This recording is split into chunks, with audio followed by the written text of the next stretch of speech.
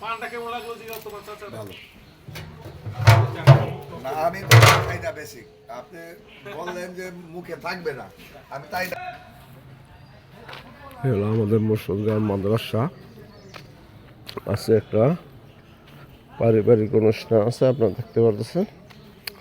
এটা হলো আমাদের গ্রামের এক মুরব্বী মারা গেছেন এবং আমার আব্বার দোস্তর বউ, আমাগো চাচি।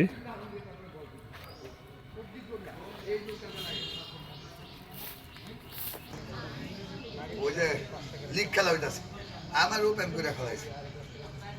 কি হয়েছে আমার এটা ধাই না, মানে ব্যাস হইলে আমার দেহে কাজ হয়ে যাইতেছে না।